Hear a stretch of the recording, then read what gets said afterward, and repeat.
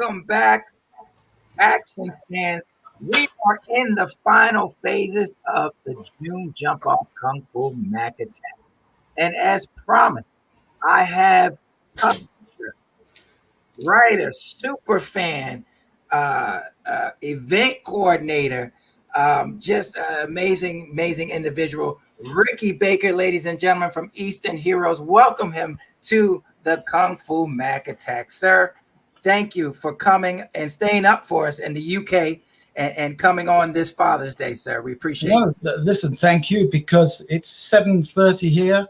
I mean, I would have done this a bit later, but it's nice that you adjusted me to come on. This is a much more comfortable time for me, so thank you. Absolutely. You've done so much for the genre, for the martial arts genre. You started out with the Jackie Chan fan club. Tell the fans a little bit about that and how you transitioned into the Eastern Heroes magazine, and of course met Toby Russell and so forth. So tell us your story for these new fans who don't really know much about it. Well, to be frank with you, the Jackie Chan fan club started. I had a little store in Chinatown, which was selling bros and handcuffs, etc. And because I was a Western guy in Chinatown, a lot of people would mosey on up to me and ask me where they could find kung fu films. There was actually the place. I had a little store out the front. The shop behind me was a video VHS repair shop owned by a guy called John Fung. And so these people come along, and they used to go to the Chinatown and nobody would serve them. They'd just say, they're for Chinese people. And it was that sad, really. So the guy behind me, John Fung, who was renting me the front, said, my uncle owns he has all the 35mm prints. He supplies ATV and TVB. So I suggested that maybe he could get us a few prints and we could keep them in a little bag by the side of me. And maybe I start selling them direct to the people. And it was very popular. Everybody come up, and what I realized was, if you had been to the late night in the 70s and early 80s, if you'd attended, you were quite au fait with the kung fu scene. But a lot of people that didn't go to late night, they were sort of stuck on Jackie Chan, Bruce Lee, and Wang Yu, Gordon Liu. They didn't know much outside of that. We're going back into the 80s now. I mean, the audience now are far better educated, but back then we were all learning. I come from the Midlands, so I wasn't lucky enough to get to see much of the late night. I didn't come into London till 81. So, and I met a guy called Chris Alexis, and, credit to Chris. He was putting a few films in the shop. To be honest with you, I took some of these films and recopied them and then put them back in the shop to get my bread and butter off it. And then he turned up with a few guys and he looked like he was angry, and I said, it's me that's doing this. Maybe, maybe we should combine forces and we can do these tapes together. I'm in a prime spot. I'm in Chinatown. I'm a salesman. I can really make this work. And we become friends. And I don't know what quite happened, but we decided to do. I said, we should get a fan club going. And the most prominent name was Jackie Chan. That was going to be the one to sell it. And so, a funny story, and this is true, and a few people will laugh at this. I was living in the YMCA, and so we set up this fan club. And I rang up Combat Magazine and spoke to Bay Logan. And he thought, because my name was Rick Baker, he thought I was the Rick Baker, the special effects guy. So I got him straight on the phone, disappointed. It wasn't him. And I said, we're thinking of doing this fan club. We're also thinking of doing because the guy whose shop I work in front of, his uncle owns all the 35mm prints that they're showing at the Leicester Empire. So we decided to try and do a show, the first show at the Scala Cinema in 1988, which was a really strong triple bill. My favorite film, Eastern Condors, was going up there with Project A2 and I think Shanghai Express. But at the same time, he allowed us to advertise the Jackie Chan fan club. And soon we started getting quite a lot of mail from people all over the world. And it was a bit much to handle in the YMCA hotel, to the extent, at the same time, I shouldn't really say this. At the same time, we were selling films from my room. We were doing these bootleg movies, and we had a lot of traffic, young kids coming up to the room. And so and the phone was going off the hook. And then one day the manager called me in and sat me down and said, hi, you're getting more calls to your room than the whole of the hotel. Plus, we've noticed young children going up to your room. What's going on? And it looked terrible. And I had to explain to him that we were running a fan club, and that the kids that were coming up, well, kids, 18, 19-year-olds, were coming up to buy the films. And he said, it's got to stop, or we're going to throw you out. So then we had to find an office. And we went to this place called Tempo House, and that was where it all started. We'd started doing the Jackie Chan fan club, and we got maybe up to 1,000 members within a couple of months.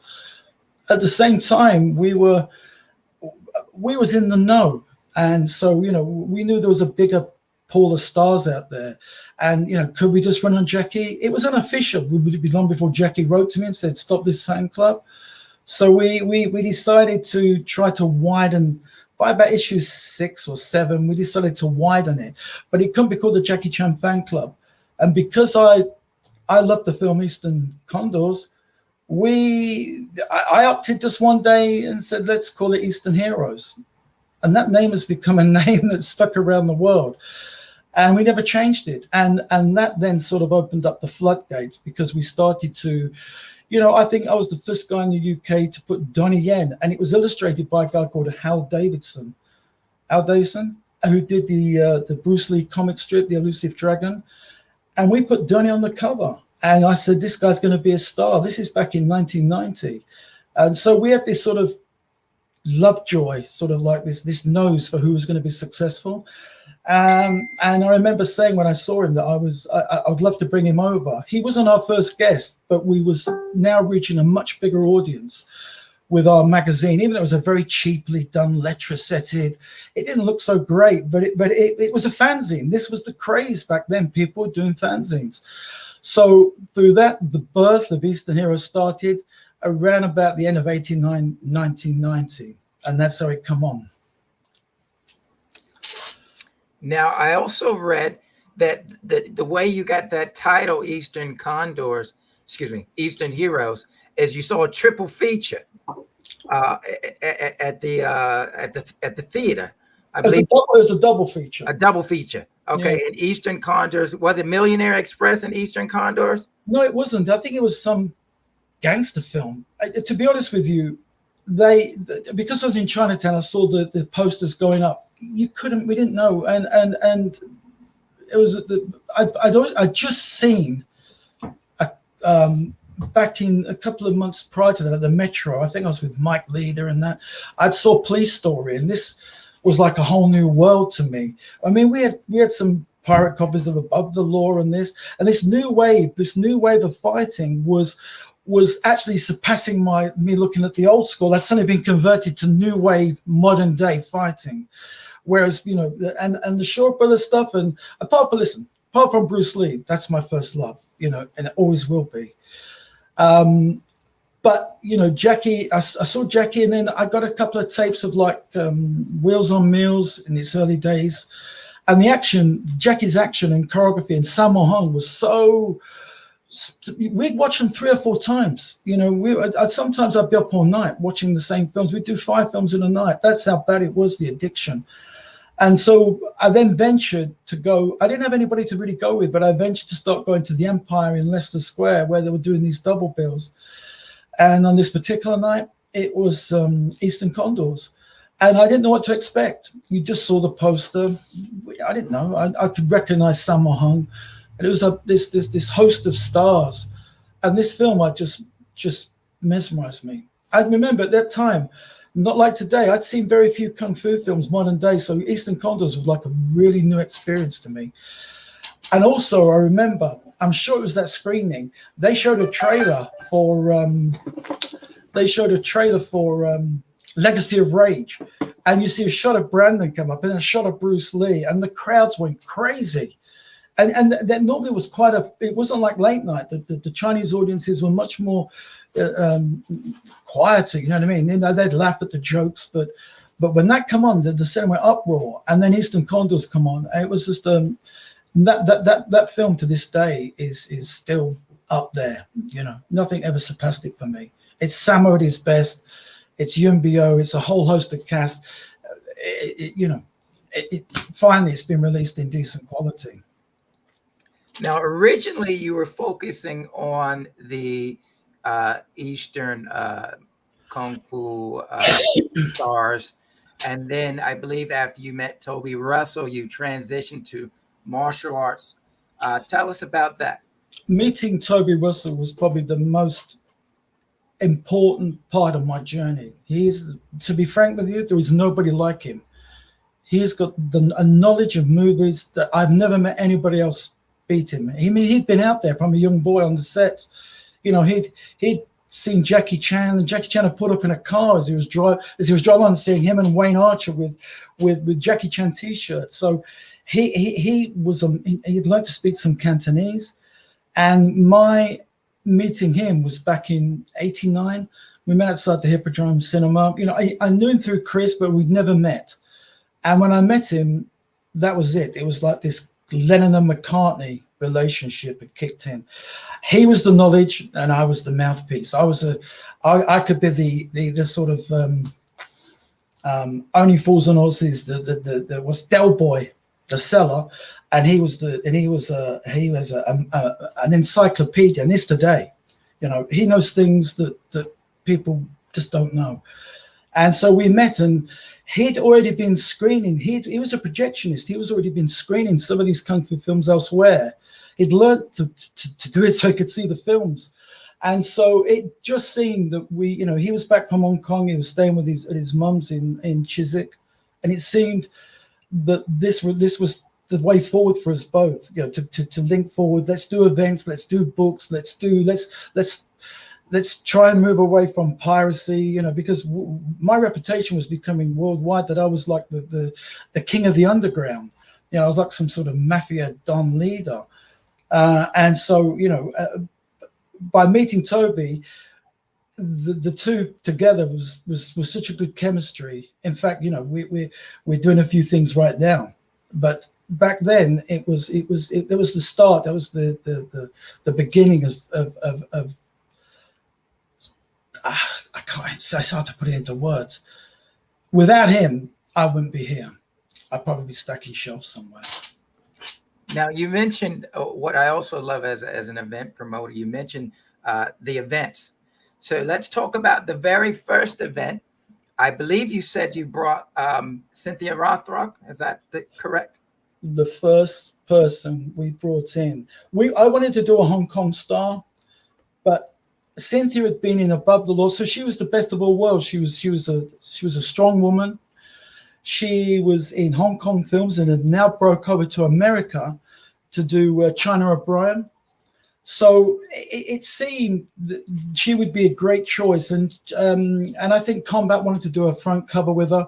So we decided to dig deep and let's bring her over. And ironically, when she came in, she lost some of her suitcase, so we had to buy a very expensive tracksuit to come down. And we did it at the YMCA, and Cynthia really is value for money. She knows how to work an audience. She's really, there was going to be no language barriers. And so we did Cynthia. We did this sort of like, we wouldn't do a seminar. What we would do is we would say it's like a film fight choreography. Because a lot of people at that stage were thinking, I'd love to be in the movies. They're doing martial arts. What I would say to people who are doing martial arts, it's also good to take acting classes. Just being a fighter is not enough. But they come along, she did this demonstration, and it went down well. And actually, this was a male-dominated period, but a lot more women came to that. And then after that, we was meant to screen the world premiere or the European premiere of China O'Brien, and it didn't. They pulled it back on us the day before, so we had to go with Shanghai Express, Blonde Fury, and something else. But she got on the stage, and it was fantastic. The audiences were there. This was the first time they probably ever met. For most people, a martial artist, an actor. And then after that, we always had three parts to our events. We'd have the seminar, then we'd have the Scala triple bill, And then after that, for a select few, maybe 30 people, we'd do a meal at Chung's restaurant in New Oxford Street, where it was a lot more intimate, and the people would come. And at that particular stage, Bay Logan did a Q&A with her. And then after that, she would sign, and then she'd come around the tables and sit. And so people got a real one-to-one, and it really worked. You know, you wasn't going to make a lot of money, but what it was doing was establishing our name, and it was breaking new ground. So, you know, so Cynthia, boom, she started it off rolling, and that gave us the confidence to go on to, you know, to bring more people in. Let's talk about when you brought in Jackie. I'm sorry, not Jackie Chan, but Jet Li, and of course Chow Yun Fat. Well, I'll give you the order that we brought them in. So after Cynthia, we wanted to go a proper Hong Kong movie star. I don't think you're going to get much higher than Gordon Liu, and it was great. He agreed, you know, through Mark Houghton and Baylor. You know, big thanks to Mark Houghton. He helped arrange this, and they came in. And the sad thing is on that day, the night before, there was a huge snowfall, which was affecting trains. And back then, people would come from all over. Trains, some guy coming from a boat from Scotland or something, or Ireland. They were coming from all over. You know, I still give kudos to Raymond Farrell for coming from the early days, all the way from Ireland, and I mean to sort of hang around the dark streets of King's Cross. So he would come, but it was devastating because the snow seemed to affect the crowd. So when they come, and also he had hair. We was really hoping to have his head shaved and we could do the homemade tofe, and we'd have him, you know, we'd have the audience going crazy. But he had hair because he was doing some other movie or a TV show. But the audience got affected. But we did have about 120 people there, so we got everybody to sit in the middle. We gave them the usual whistles. We packed, as we tried to make it look as big as we could. And so he came in and we did the seminar. And I remember I was looking at some photographs of the day, and we've got Mark Houghton, we've got my old friend there, George Winston Ellis. And at the end, he picks a guitar up and makes us all sit down, and he starts to playing I'll Be There. And it was quite touching. You know, he played this. I didn't realize he had a band. You know, he did some singing in Hong Kong. And that was a really nice touch. The seminar went down well. The cinema show, we had to really push the people into the middle of the audience to make it look effective. But he loved it. The films went on. I can't remember what we screened. And then we would do the dinner with Gordon, and people got to meet him. It was so that was the first Shaw Brothers start. Now we're on a roll. So who are we going to go for next? Had to be Donnie Yen. And Donnie wasn't really that well known. You know, he if you went to late night, you'd see Mismatched Couples. You'd probably seen Drunken Tai Chi. But in the mainstream, at least Gordon had some films out there. He had the Warner Brothers film, the Warner's label. He had, you know, Invincible Pole Fighters, 36 Chambers, etc., etc. He had them. So he had a profile. Donnie, not so much. But he'd just done Tiger Cage, and he'd just done Tiger Cage 2. And Tiger Cage 2 was just fantastic. So we decided to get the film from the Chinatown people, and through Bay, we got him to come over. And he was a bit wary because, you know, at that stage in 1991, who knows him?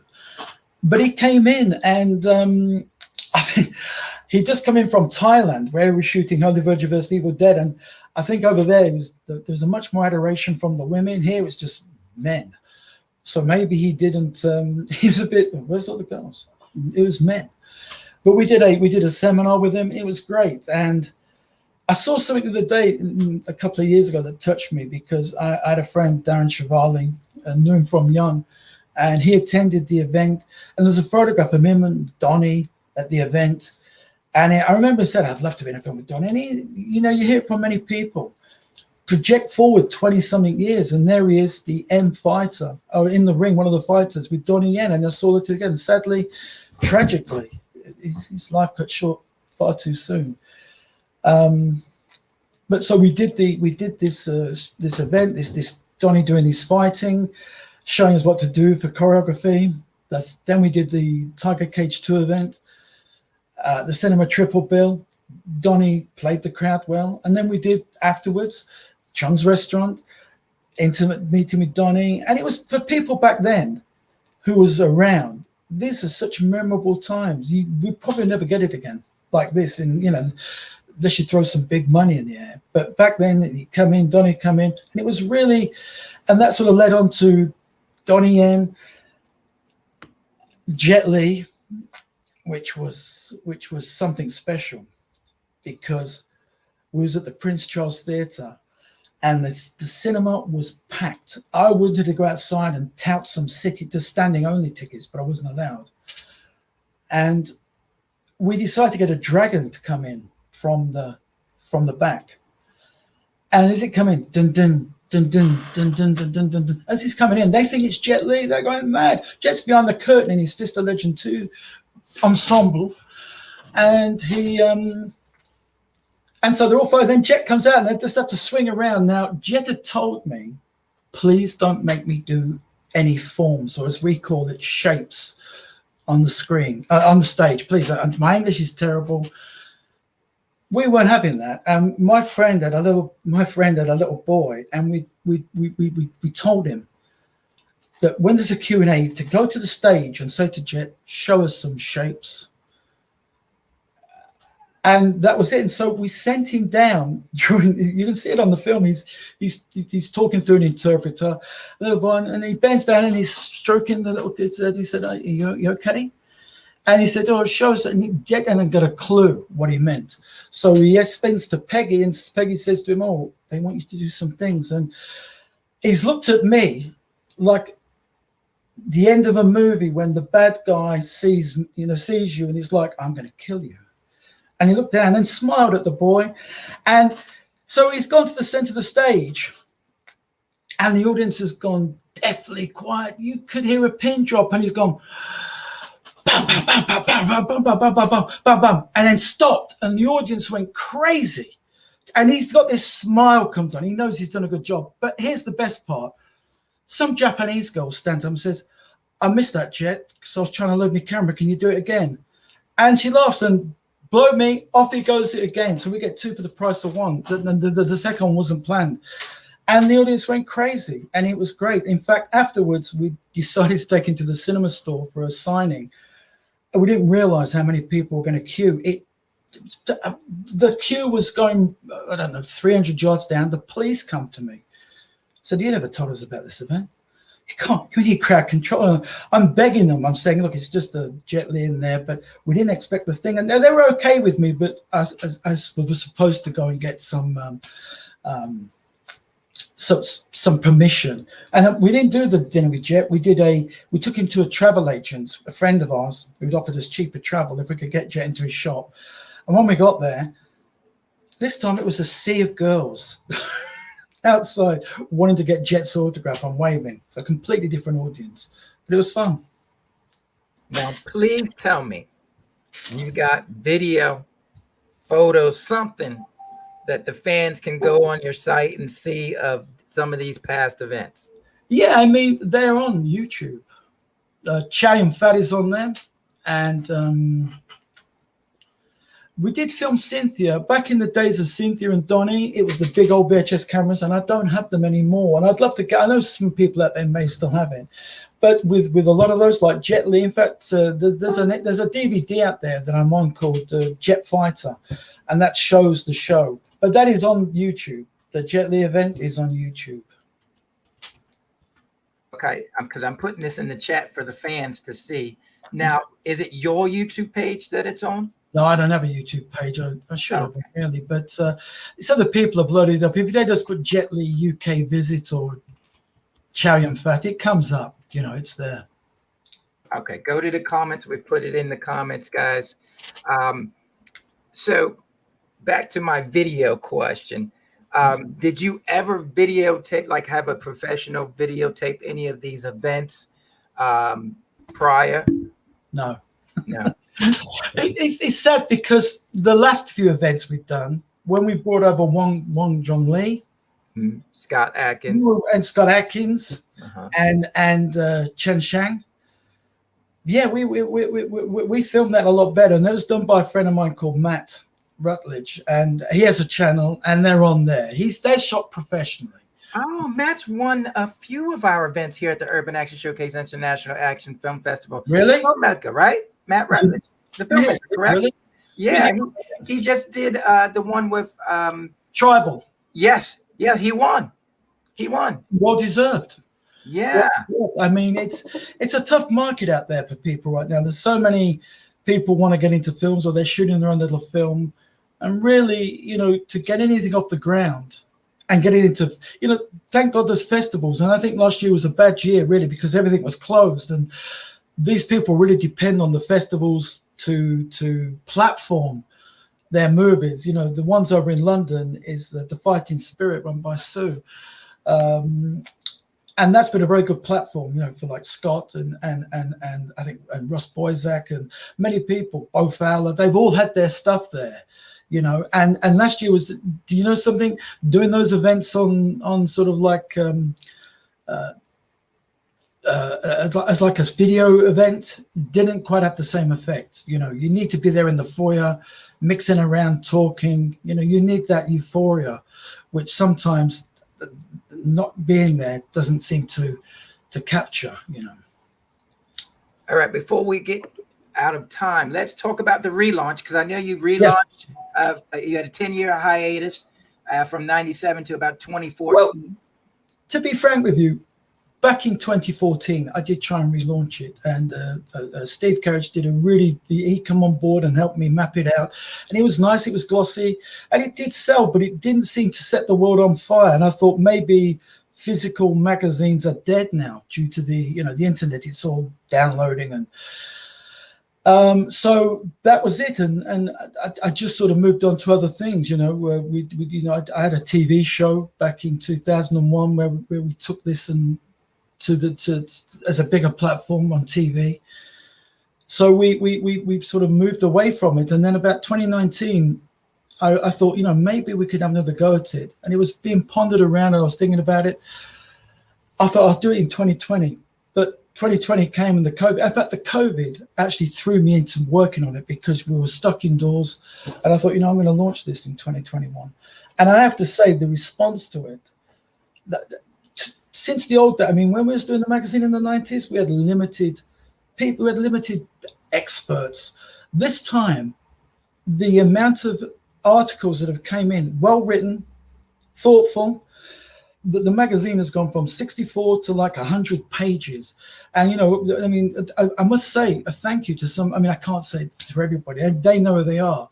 But, we've got a fantastic piece from Michael Nesbitt, 11 pages actually it's coming in to be on the history of Bruce Lee fan clubs. Simon Pritchard did a great interview with Chan Sang. Toby did one with Yun Bing. I got some fantastic art in there, which has been supplied by Crike Art. They're really good artists. And we've got Stephen Morris, who did the cover for the Fist of Fury magazine. Brett Byro Ashworth is doing good. There is so many good articles that I couldn't edit it. In fact, really, I can't even write a page. Mike Leader came in and gave me some great sort of roundups, and it's built, and it looks just like it should do, because Hong Kong cinema's not been saying much, so we've had to really go back into the past. But this issue with the contributions, even Hector Martinez in New York has brought it alive with his Bruce Lee, the New York experience. There is so many there. Even we're just talking about the late night. My friend Ron Ivy's done a nice piece called, the shapes, cinema shapes from the back in the 80s and 90s. And so far, we're not quite finished yet. I've got all the articles in, but for me right now, there's a platform for everybody that come forward and submitted and has helped promote this. It's kudos and love to you, because this magazine has only caught fire because of the people behind it, and hopefully it'll go on for another 10 years now, as long as we keep getting the material in. But it's been a real fantastic experience, and thank you to all those people that came forward and helped me. Now, what's the ETA then? What's the ETA for this new relaunch? Well, it's all in now. I've got the original designer back on board, Nick Kens, who did all the original stuff, so it's keeping that. I've been working with another guy called Tim Hollingsworth, who's helped me do the front cover to take a bit of pressure off Nick because there's so many articles coming in. It's due out around about the 20th of July, and we're going to do 100 special editions with like a special bag and some bits numbered to 100 just for the collector's market. It will be available on all formats, amazon.com, so people can buy it. They haven't got to expend expensive shipping from the UK, because I think it's free shipping from Amazon around the world. And so that's where it's sitting at the moment, around about the 20th of July, and it will be available soon to pre-order on my website. EasternHeroes.com. EasternHeroes.com. So we want to be a part of that. I'm going to talk to Hector Martinez. We want to do something over here in the U.S. for you. So I'll be chatting with you about that. That'd be great. And I would love to do something with you. I mean, I think we're all on the same page with this, and I think it's really good when people from different backgrounds, different countries get together and make a spectacular. You know, I mean, it's needed right now. We've been locked indoors for a year. We need a big event with some, that's going to, the euphoria will start spreading again. Absolutely. Well, I got a surprise to show you off air. We moved into the 3D VR realm. So I got to show you something I think will blow your mind there. A whole nother level of experience when you talk about fan experiences. I'm glad it's off camera. Yeah. No, they've seen it. They've seen. They've seen it. No, they've seen it. Here, because we do it. We have these virtual spaces that the fans can come in and actually have virtual fan experiences with all the dragons. We've got Michael John White, we've got Cynthia Rothrock, Don the Dragon Wilson, we've got Tama, we have Ron Van Cleef. We have an actual expo in VR. So I'll show you that off air. The fans are really excited. I'm excited about July 20th, around about that time. So you've got a lot of other things that you've put out as well. You've got a lot of Bruce Lee materials. Well, I do the Bruce Lee, but I've got my autobiography coming out in December. I've got a scrapbook. I'm working on a really big project right now, which I can't tell anybody about. I wish I could. My mouth would love to say it, but that'll be announced. I mean, it's the biggest thing I've ever done for a long time. What I really want to do is I have a Kung Fu Cafe as well, which looks like it's going to be back up, which we do once a month where people can come. It's just really a get-together, people talking Kung Fu. But what I really miss, and I think you'll agree with me, I love the events. I love the events where people come, you meet the people, and the euphoria. And there's people I still speak to today that we met in the 80s.